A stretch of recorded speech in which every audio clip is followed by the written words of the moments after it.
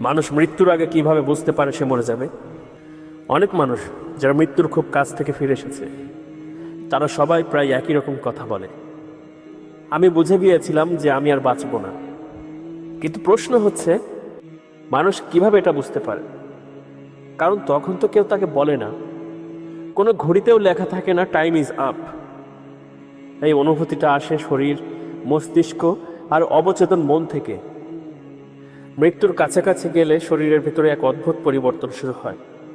হঠাৎ করে শরীর ঠান্ডা হয়ে যেতে থাকে, হাত পা ভারী লাগে, বুকের ভেতর চাপ ধরে, শ্বাস নিতে কষ্ট হয়, চোখ ঝাপসা হতে থাকে, কান ঝিঝি শব্দ করে।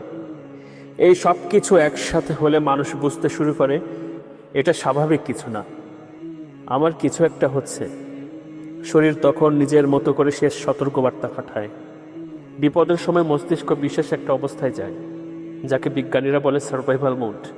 এই অবস্থায় গেলে মস্তিষ্ক সময়কে ধীর মনে করায়, শব্দ দূরে সরে যায়, বাস্তবতা স্বপ্নের মতো লাগে, চিন্তা পরিষ্কার হয়ে যায়। এবং সবচেয়ে ভয়ঙ্কর ব্যাপার হলো, মানুষ হঠাৎ খুব স্পষ্টভাবে বুঝতে পারে যে সে হয়তো এই মুহূর্তটাই জীবনের শেষ মুহূর্ত। এই অনুভূতি কল্পনা না, এটা মস্তিষ্কের রাসায়নিক পরিবর্তনের ফল। অনেকে বলে আমি আমার বাবা মা, শৈশব, ভালোবাসা, ভুল সব কিছু একসাথে দেখতে লাগলাম। কারণ তখন মস্তিষ্কের মেমোরি সেন্টার একসাথে সক্রিয় হয়ে যায়। জীবনের গুরুত্বপূর্ণ মুহূর্তগুলো একটা চলমান সিনেমার মতো চোখের সামনে ভেসে ওঠে। এই সময়ে মানুষ নিজের ভেতর অনুভব করে এটাই হয়তো শেষ। সবচেয়ে আশ্চর্যের ব্যাপার হচ্ছে, ভয় কমে যায়, কান্না আসে না, হঠাৎ এক ধরনের শান্ত অনুভূতি চলে আসে। অনেকেই বলে আমি মেনে নিয়েছিলাম।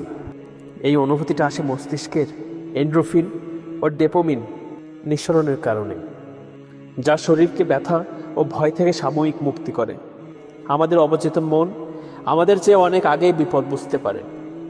যখন সে বুঝে ফেলে যে পরিস্থিতি আর নিয়ন্ত্রণে নেই, তখন সে মস্তিষ্কে এক ধরনের সংকেত পাঠায়। এই সংকেতটায় মানুষ অনুভব করে আমি আর বাঁচব না।